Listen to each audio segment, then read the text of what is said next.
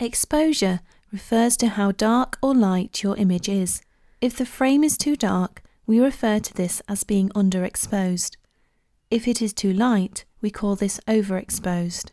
To gain a correct exposure, this comes down to your surroundings, lighting, conditions, desired look and camera settings. Exposure can be set in your camera by using a combination of 3 different settings: shutter speed, aperture and ISO, which is known as the exposure triangle. Shutter speed is the amount of time that each individual frame is exposed for.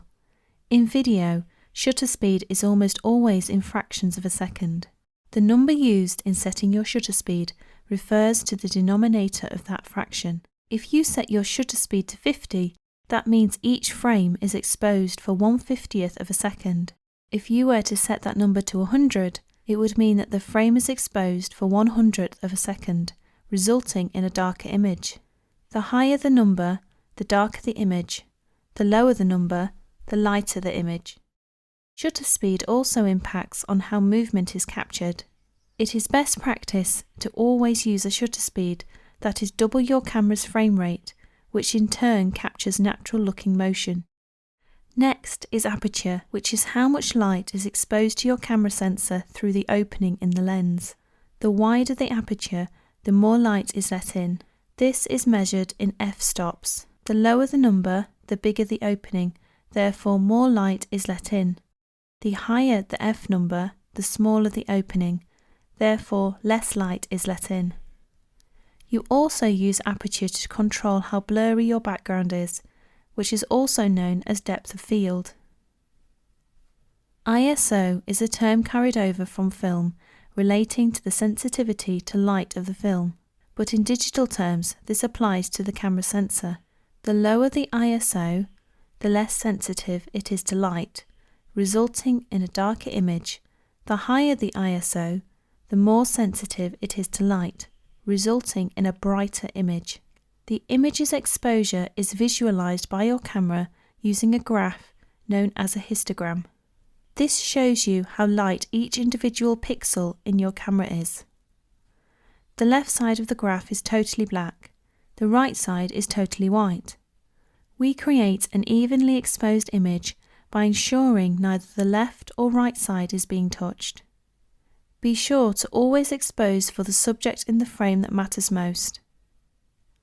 For example, if your object is in front of a bright light source such as a window, you would expose for that object, meaning the sky would be overexposed. One way to combat this would be to light your subject so that the exposure level matches the ambient light coming through the window. Firstly, as previously mentioned, ensure your shutter speed is double your frame rate. If shooting at 25 frames per second, your shutter speed should be at 1/50th of a second. If shooting at 50 frames per second, shutter should be at 1/100th.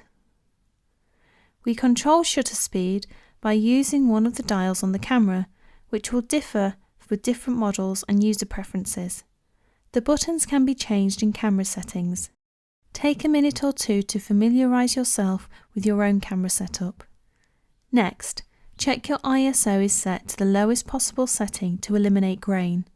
Then ensure your aperture is wide open, the lowest f-stop number your lens will allow, to allow the most amount of light to hit your camera's sensor. This is a great starting point. Shutter double your frame rate, lowest ISO and aperture wide open.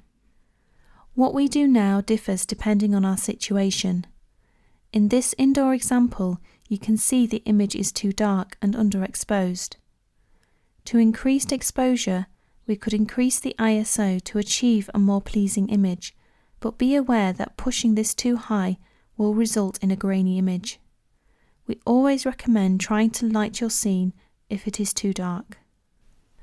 Now in this outdoor example, let's apply the same principles. Ensure shutter is double your frame rate, ISO to the lowest possible setting and aperture wide open at the lowest number. Now you can see the image is too bright or overexposed. To correct this, we can close your aperture, increase the f number, until your histogram shows that no clipping is occurring on your highlights, so that no part of the histogram is touching the right-hand edge. Alternatively, use neutral density filters, also known as ND filters, which are sunglasses for your lens. These can be used instead of closing your aperture to keep the f-number low and ensuring a shallow depth of field. Blurred background is achieved. Many cameras have additional tools to assist you in achieving correct exposure. The main tool is a highlight warning tool known as zebras that will show a visual representation of any pixels that are overexposed to the extent that information has been lost. You will see a diagonal line where the highlights are blown out. These areas are very difficult, if not impossible, to recover in the post-production process, so always keep an eye on your highlights. Remember, the best tool is your eye. Train yourself to understand exposure and know how to combat challenging situations.